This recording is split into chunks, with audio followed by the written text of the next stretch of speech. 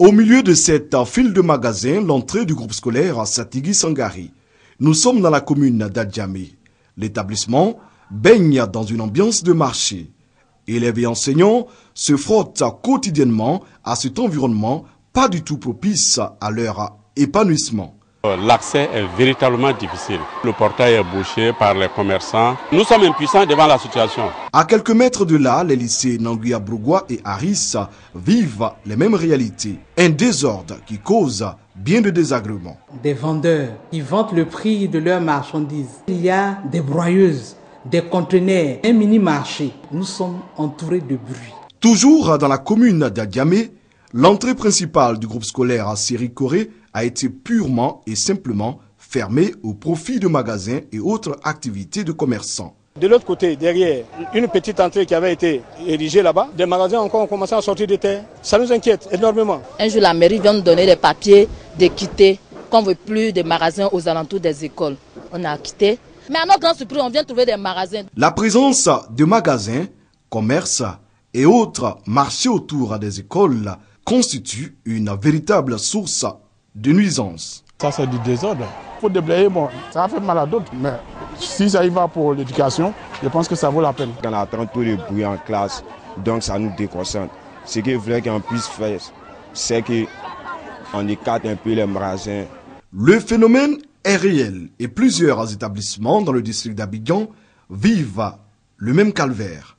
Les occupants des magasins refusent de se prononcer sur la question, tandis que responsables des comités de gestion des établissements scolaires, COGES et autorités municipales se rejettent la faute. À l'origine, il y a un contrat sûrement entre le COGES et les opérateurs immobiliers qui proposent leurs services. En contrepartie, on leur donne la possibilité d'avoir des magasins pour rentabiliser l'investissement qu'ils ont fait. On est en contact avec les COGES, on est en contact avec ces opérateurs immobiliers. Le moment venu, on fera le point et on saura comment les désintéresser s'il y a lieu de le faire. Nulle part, il est indiqué dans les textes que les comités de gestion doivent construire des magasins autour des établissements scolaires. Il y en a qui en ont pris l'initiative. Nous leur avons dit que ça ne relève pas de leurs compétences. Et pour que ces magasins soient construits, ça fait l'objet d'autorisation de monsieur le maire. C'est ça, c'est une question de responsabilité. Au lycée Djedji Amondi Pierre des 220 logements, l'école souffre de sa proximité avec cet hôtel. On nous jette les préservatifs sur les toits. Nos canalisations sont bouchées par ces préservatifs-là. Et les enfants voient des scènes insoutenables devant cet hôtel. Donc ils nous dérangent énormément. Sur cet espace du lycée moderne de Trècheville était construit un bâtiment à 2 niveaux avec des commerces et des habitations. L'édifice a été démoli à la suite de démarches entreprises par les responsables de l'établissement. C'est vraiment un bâtiment imposant. Après la démolition, nous avons estimé qu'un établissement, pour être attrayant, il fallait faire un jardin. À Yopougon, les magasins autour du groupe scolaire Mosquée au quartier Ouassakara ont été rasés par les autorités municipales.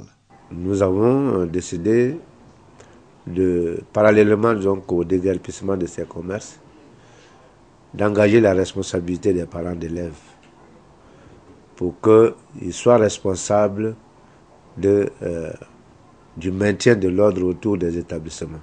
On observe des fumoirs autour de ces établissements et nous avons en ce moment, avec la police, une concertation pour mener une opération de destruction de ces fumoirs.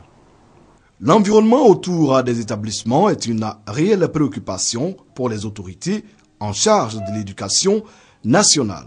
Nous n'avons pas cette possibilité de pouvoir aller détruire des magasins. Les parents, les responsables des différentes mairies doivent œuvrer à protéger l'école.